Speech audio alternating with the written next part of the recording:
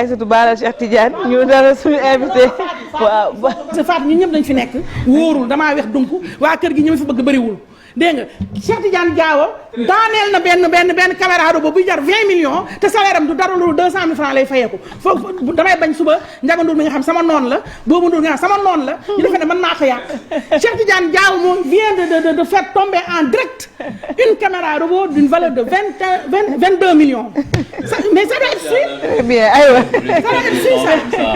Merci beaucoup Aïssatou ak Cheikh Tidiane quand même ñoom ñooy Maram Birane duñ mës a jubóo Ousseynou Dieng la ñuy dalal moom mooy directeur de la communication ci ministère de la culture ak communication sëñ bi Dieng ñu ngi lay nuyu bu baax di la dalal ci plateau Infos Matin. maa ngi lay fay soxna si Dieng di nuyu ñu fi nekk ci plateau bi yëpp Aïssatou Diop Fall Malick Thiandoum Diaw et notre collègue Marcel et Chérif. waaw aywa mais merci voilà mu nekk fa kilifa gu am solo. macha allah aywa Chérif ñu dugg ci waxtaan bi. donc monsieur le directeur li ñu koy tàmbali nag mooy classement bi Sénégal jël ci wàllu rek liberté de presse ci Reporters sans frontières bi ñu ko génnee 73e ci sur le plan mondial ban commentaire ngay def ci place bi nga xamante jàpp na ni gis nga ñu ngi dellu ginnaaw rek. waaw d'abord dama leen di sant di leen gërëm aujourd'hui 4 mai. démb ñu doon fêter journée mondiale de la liberté de la presse effectivement lépp lu laal ci presse laal ci Sénégal dafay intéresser tout le monde parce que Sénégal dañ koy séntu fu sori d'ailleurs boo xoolee rang yi sax en général au plan mondial en général c'est rare ngay gis ay rang yi alors commentaire bi ma ciy def rek mooy que boo xoolee bon bi dafa yaatu nee nañ pratiquement recul de 20 points mais je pense que li gën a am solo mooy bu ñuy évaluer ñu xool ko dans la constance c'est-à-dire avoir un peu de recul. Par exemple, sur 20 ans, nous regardons un peu évolution presse, liberté de la presse. Et je pense que Sénégal, tu dit pourquoi ça étonne tout le monde? Parce que Sénégal, quand même, c'est une vitrine démocratique. Aujourd'hui, il y a près de 500 organes d'information. Économiquement même, ça devient intenable. Sauf les critères yi évalués, nga boko sayto ba ci biir, à la limite, ben phénomène mo am en 2021. Qui a posé effectivement des problèmes de sécurité des journalistes. Et loolu effectivement muy nguur gi muy ñi nga xam ni bëgg nañ presse yëpp dañ koy ñaawlu. parce que aujourd'hui mooy li xewoon mars. voilà dem nañ ba on se rend compte que effectivement malgré que suñu c'est-à-dire que vivacité démocratie bi ak liberté de la presse bi am. dem na ba finalement ça a créé une explosion de médias. xarala yi bees yi tamit gën ko facilité. on est à presque 300 sites d'information presque 250 radios communautaires et privées une vingtaine de chaînes de télévision 29 quotidiens hebdo où il y a même pas d'autorisation donc ça c'est le reflet mooy reflet wu mooy wane. mais loolu kese du baromètre bu amoon 1000 quotidiens et cetera te journalistes yi mënuñoo def seen liggéey. voilà ci foofu lay jom. effectivement loolu lu ñuy ñaawlu la te il faut que effectivement muy nguur gi muy événement acteurs yeeg ñëpp jóg ci taxaw ci seetlu pourquoi effectivement parce que justement tey jii boo nee benn événement am na parfois gis naa ci ay événements yoo xam ni ñi nga xam ni ñooy déclaré wu ne ay journalistes lañ di couvrir ñooy ëpp sax ñi nga xam ni ñoom ñooy nekk pour événement bi. c'est-à-dire dem nañ boo seetaanee bu baax yenn événement yi la ligne fi nga xam ni caméraman journaliste fa la ñuy taxaw dem nañ ba nit ñi sax dootuñ mën a xam. loolu wàllu régulation la. parce que non dinañ ñëw ci régulation mais il faut ñu taxaw quand même ci lan moo tax. Sénégal perte 20 points yooyu. fàttali nga ko fi événement mars yi toog nañ fii Sénégal parce que at mi passé tëj nañ fi ñaata télévision xëy rek ñu fay ko parce que nee nañ dafa salfaañe yoon wala journaliste yoo xam taal nañ seen bërëbu liggéeyukaay ba léegi ñoo ko def anañu. bon bu dee taal bërëb yoon man maa ngi fàttaliku même les échos bi ñu ko taalee man bi ma fekk dans la circulation. ci saa si fii ñu nekk rek. waaw ci saa si laa dem foofu ak sama tenue presque pyjama mun naa wax pour ñaawlu loolu am fii ngay wax effectivement bi mu fi amee mais boo xoolee fu mu jógee mais dégg man ñi ñu indexé bari nañ.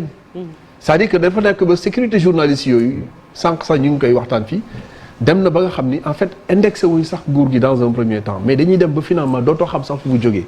parce que nu mu tuddati salfaañu moo bari kenn xamatul kan mooy journaliste ak kan mooy du journaliste. au point où même force de défense et de sécurité yi. même pour ñëw alors quand il y a un événement.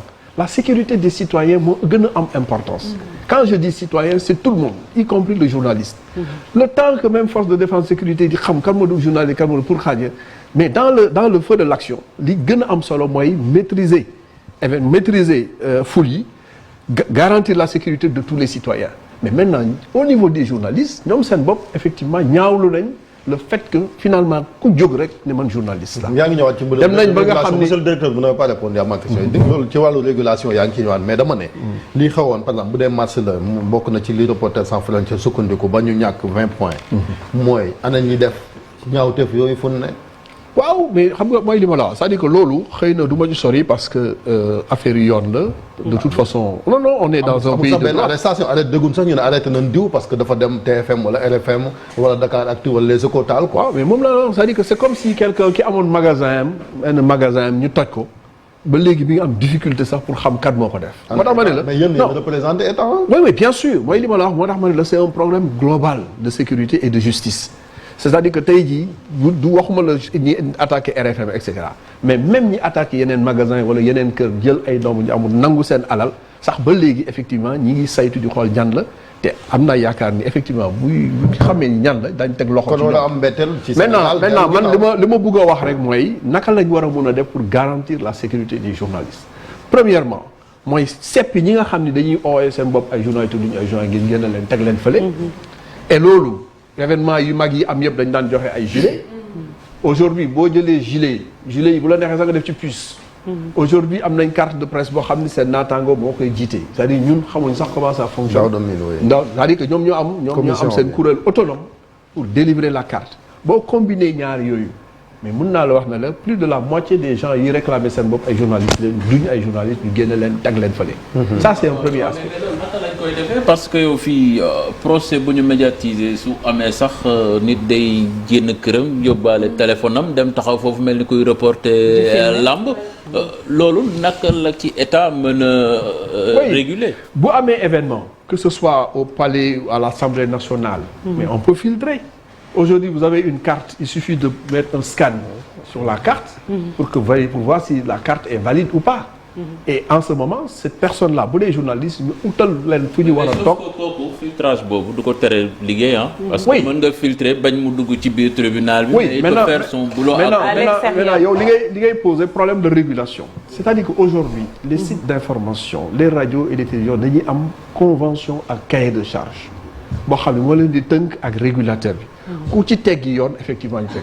aujourd'hui yow tu sais très bien que même dans des médias ou quelqu'un mais la garantir stabilité pays bi la cohésion sociale mais c'est extrêmement important gis nañ fi ay médias yoo xam ne effectivement yow mun nga am sa chaîne de télévision wala yooyu nga am sa plateau mais nga yeewu pendant 4 heures de temps yow rek yaay wax tu appelles à la résurrection oo leen nit ñi wàcc leen mais loolu ban pays moo ko mun accepter y compris même aux États-Unis où on parle de liberté loolu c'est pas possible c'est-à-dire que loolu mosuñu ko bàyyee mais c'est-à-dire aujourd'hui tous les journalistes que tu vois là am nañu ay sites d'information après ku ci nekk yaay jóg daal di appel def lu la neex mais loolu même yow sa bopp sax waruloo ko accepter aujourd'hui moi je respecte des médias comme le vôtre où des gens ont investi dañ dem ba même quand on a mis en place le fonds d'appui et de développement de la presse on a fait la même chose avec la carte de presse ce sont vos acteurs qui vous représentent c'est eux qui notent les chaînes c'est eux qui attribuent les points ñoom ñooy joxe montant yi nga xam ne moom la ñu jox ku nekk voyez je peux les citer hein c'est Bamba Kassé du Synpics c'est Serigne Diagne de Dakaractu c'est le CEDEP Cheikh Thiam ñoom ñooy toog xool noté ne GFM dossier lii lañ koy noté tant de points la am sur 100 points montant bi lay am c'est comme ça qu'on a fait l'année dernière malheureusement c'est vrai que GFM n'a pas jugé DFM ki yirul man wax naa ak Birane mooy aide à la presse oui non c'est devenu même un fonds c'est devenu un fonds c'est-à-dire que c'est les acteurs c'est quoi la différence entre aide à la presse et non xam nga aide c'est plus social parfois même humanitaire où effectivement il y avait pas de critères ça dérange même ça dérange il y avait pas de critères parce que l'ancien code kenn mënu ko woon respecter parce que la presse en ligne amul woon les radios communautaires amul woon donc mënoo leen écarter aujourd'hui maintenant avec le nouveau code on a mis en place un fonds où le président même a fait doubler montant bi et ñi ngi attendre yeneen ressources dans d'autres secteurs fonds boobu dafa am ay critères ñaata la fonds noté sur 100 points pour l'instant c'est 1,4 milliard et je te dis qu'il y a un comité technique qui évalue c'est-à-dire la qualité rédactionnelle le nombre d'emplois est-ce que vous avez des cartes de presse est-ce que donc c'est 70 points ça concerne la protection de l'emploi maanaam ci journalistes bi et cetera yeneen yi c'est la qualité du contenu rédactionnel et après comité bi ñooy toog bu ñu paree ils vont le remettre au comité de pilotage il y a un représentant du ministère de la communication un représentant du ministère des finances tous tout ce que le comité technique a décidé a proposé jusqu'à présent. c'est loolu mooy jàll. parce que on croit c'est des experts ñoom ñooy évaluer ñoom ñooy tout. On l'a fait pour la carte de presse, avant-hier on l'a fait pour la publicité. Pour la publicité, on a Monsieur Bézigné, souvent il y a une vieille polémique qui a la peau dure. Dañuy wax ne ci aide à la presse maintenant fond d'aide peut-être je sais pas comment la nouvelle appellation, mais dañuy gis ne en tout cas ñun professionnels des médias je suis en phase à li nga wax sànq ne il faut d'abord que ñu mën a xàmmee kan mooy journaliste de qui ne l'est pas. Aujourd'hui wax naa ne fii chaque jour dangay gis sax benn charlatan wala jabarkat ne chroniqueur lañu wala mu journaliste chroniqueur et cetera. Mais de la même manière aussi il y a énormément de parutions de ay journaux yoo xam ne presse écrite yoo xam ne qui n'ont même pas une certaine parution. ñoo xam ne souvent dañuy wax ne am nañu aide à la presse. De la même manière aussi il y a une floraison de sites internet yoo xam ne qui sont même pas connus wala dara ñooñu tamit est-ce qu'ils sont enfin est-ce qu'ils bénéficient de ce fonds-là ou pas et comment vraiment faire la différence entre enfin naka ngeen mën def ba xam lan mooy kan mooy ayant droit bi. Voilà, c'est-à-dire que li nga wax c'est extrêmement important. Tey jii boo xoolee le fonds là il y a la presse écrite mais presse écrite dañ naan amuloo laajul autorisation. Okay. C'est un régime déclaré da ngay wax ne rek créé la. On a à 29 quotidiens hebdo. na ci ñoo xam qui vivent difficilement. Parce que ouais, avec le numérique et tout ça. Ensuite sur les sites d'information il y en a presque 300. Y compris même des journalistes qui ont leur propre site d'information. Après nga jël des télévisions il y en a à peu près une vingtaine boo ci génnee RTS et cetera à peu près ay 15 chaînes de télévision. Les radios commerciales il y en a plus de 50. Les radios communautaires il y en a au moins 250. Parce que effectivement suñu diversité moo demee noonu. suñu démocratie moo demee noonu. mais loolu dem na ba finalement diisaay boo xam ne dafay compromettre même avenir u secteur bi. parce que dinañ dem ba ñi nga xam ne dañuy nekk ay vrais professionnels. pour ñu génn ci sax dafay compliqué. Je te donne un par exemple GFM par exemple. Moi, depuis qu'on nous avons commencé à gérer. Mais GFM a été toujours le premier en termes de paiement de trucs. L'année dernière, GFM n'a pas bénéficié parce que tout simplement, GFM n'a pas déposé de dossier. Cette année, on a communiqué depuis le 25 avril. Les candidatures seront closes 31 mai. On espère qu'effectivement les gens vont compter. Et comme je te dis, c'est-à-dire que moi, je peux te montrer tous les critères. Di nga xool. mais monsieur Diop wax nga fi benn cas benn cas man wax nga fi benn cas mais GFM waaw lu tax GFM ñun xam nga ñun on est au courant de rien mais pourquoi GFM quand même déposé wul. Oui mais ça c'est l'administration même de GFM. Moi je peux pas citer de nom mais je me rappelle jour bi il y a même un responsable ici que j'ai appelé j'ai dit mais écoutez on a fait un appel à candidature mais c'est bizarre que j'ai pas encore vu. Appel à candidature pour le fonds. Et même le responsable ont reconnu effectivement qu'ils n'étaient pas informés ou des trucs comme ça et que cette année ils vont effectivement corriger. Ça je te dis ñoom xam nañ li may wax. Voilà y a mais loolu quand même c'est léegi organes yooyu moom léegi foofu ci wàllu transparence comme ça li nga parce que aussi reproché woon na yéen waa ministère da ngeen a lankoon du ngeen publier bénéficiaires yi. non c'est les acteurs tu sais. c'est les même si c'est les acteurs monsieur. non c'est les bénéficiaires pour des questions de transparence. non na ko ñëpp xam kan je te garantis que c'est les bénéficiaires eux-mêmes. qui ont souhaité à ce qu'on mais si. mais l'argent public là. Ouais mais d'accord non mais attends je te donne un exemple toi tu es journaliste. Oui. Aujourd'hui, si tu veux faire un truc d'investigation, de recherche, moi je peux te garantir que je peux te donner accès. Mais le citoyen aussi dafa war a xam. parce que xaalisam la. Ouais mais d'accord. maanaam bénéficiaires yi maanaam dañuy nëbbu maanaam les bénéficiaires du fonds d'appui. Non. parce que non, au contraire, ça nous arrange. Mais je te garantis que il faut questionner le patronat. S'ils veulent qu'on accède à cette demande, je te garantis. Mais est-ce que loolu patronat moo ko waroon affaire de transparence la wax du patronat bee ko war a décider. Bon, écoute, cette question-là, vous l'avez posée, d'autres l'ont posée. Aujourd'hui, on en est qu'au lancement, mais je te donne rendez-vous. On peut reposer encore cette question. Moi, je vais poser une question et je te dis que je vais t'apporter les. Vous savez pourquoi cette question-là de chiffres est super pertinente. C'est parce que on se rappelle tous yeneen année yi nga xam ne dañoo xam qui a donné quoi qui a reçu quoi et cetera. Loolu aussi dafa benn souci de transparence la. parce que tamit dafa am ñoo xam ne avant ay patrons de presse yoo xam ne circonstanciel ñii dañuy créé pour am aide à la presse ñii tam bu ñu leen joxee aide à la presse boobu. ñii takk si ay jabar jënd ay kër jënd ay oto et cetera. Très bien. Très bien. Maintenant aujourd'hui monsieur Dieng si on cumule bu ñu xawee camoufler tuuti ayant droit yi. Mais c'est quelque part se rendre complice quand même d'une forfaiture parce que aussi employés que nous sommes. Mais duñu xam ñii ñaata ñu jot fu mu dugg. Les employés sont lésés dans ce cas-là. Alors que c'est nous qui faisons tout le boulot ñun ñoo tax ñee mën a am yenn affaire. Donc c'est important. C'est-à-dire que yow actuellement yaa ngi situer responsabilité mooy li ma la wax au niveau des patrons de presse. C'est-à-dire que les responsabilités ce n'est plus au niveau de l'État, c'est au niveau des patrons. Mais vous êtes complice aussi. Ah mais non. C'est vous qui avez accepté. Non, pas du tout. D'ailleurs cette distribution xaalis boobu sax de tendance bi dafay deñ. C'est-à-dire en principe à partir de maintenant, à partir de l'année prochaine probablement, on va aller vers un système de garantie des investissements. C'est-à-dire qu'on vient dans l'entreprise soumet un projet, on met des garanties. Et il y a des partenaires yu nga xam ne accepté nañ même dugal ci seen loxo que ce soit pour soutenir investissement yi ou ay formation et cetera yooyu. Donc l'idée du fonds c'est pas de donner de l'argent.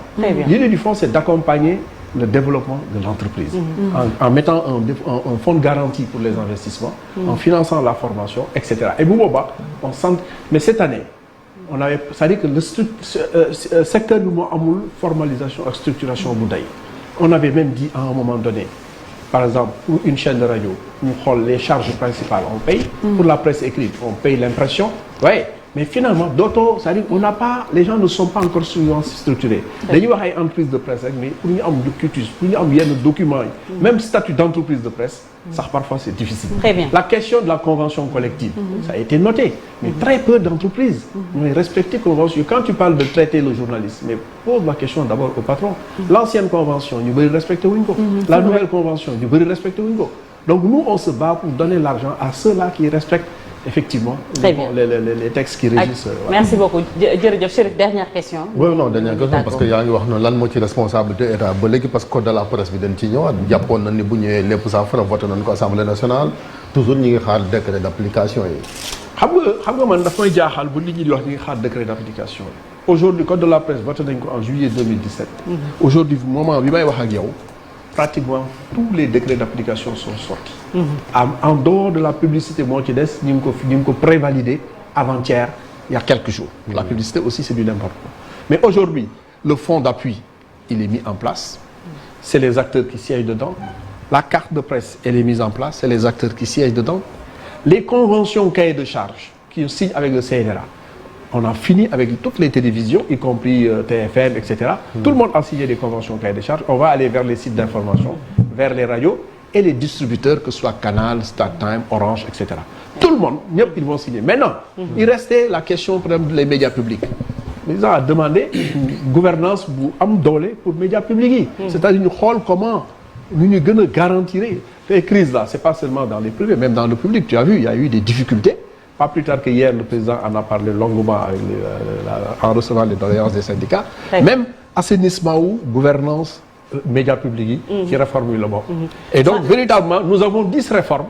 Et je vous demande, si on a l'occasion d'avoir un autre plateau, nous avons 10 grandes réformes du secteur. Et je compte sur des médias comme GFM, quand même, qui sont les médias parmi les plus suivis, pour que nous décortiquer pour l'avenir du secteur. Voilà. Toute dernière question ak Malick. Dernière question sànq yaa ngi wax tuuti ba dugal l'aspect de la publicité ku nekk xam nañu le marché de la publicité n'est pas extensible à souhait te tey jii une vieille doléance boo xam ma xam ko mooy le financement du service public de l'audiovisuel qui a été une très vieille doléance au niveau de la RTS. Est-ce que tey jii am na ay avancées yu ñu def pour que loolu ñu mën ko régler une bonne fois ba presse privée bi aussi mën a gis seen bopp ci marché publicitaire bi. Très bien. Je sens que il y a encore un peu de sensibilité vis-à-vis du service public, c'est très bien. Effectivement, on a introduit un projet de décret pour le financement du service public. Derrière, un contrat de performance où que véritablement on encadre. Quand je dis le service public, APS, Soleil, RTS. Ce document-là est dans le circuit. C'est au niveau du ministère des Finances où il y a eu beaucoup d'observations parce qu'ils ont d'autres préoccupations. Mais une fois que le truc est réglé, effectivement, le service public aura son financement qui sera bien garanti. Mais en matière de publicité, le service public peut continuer à faire de la publicité parce que les annonceurs souhaitent aller vers le service public. Ça va être une concurrence. Maintenant, on va introduire de nouveaux métiers. Les régies, on va les réglementer. Les agences conseils, on va les réglementer. Il y a une séparation des métiers entre annonceurs, régie agence conseil et même courtage. Donc ça va être tellement clarifié que chacun aura effectivement une chaîne de valeur boo xam ne ku ci nekk di nga am métier bu may def. Très bien, merci beaucoup. Et franchement, le dernier appel que je fais, nous avons ici à portée de main toutes les opportunités pour développer ce secteur. Aidez-nous à accompagner et à développer ce secteur. Et moi, je sais qu'on peut compter sur des médias comme vous. Inch'Allah. Merci beaucoup, monsieur Ousseynou Dieng, directeur de la communication du ministère de la culture et communication. léegi ñu jàll ci ñaari yéenekaay Groupe Futurs Médias muy l'Observateur ak Record laata ñu dalal Oumy ci météo en express.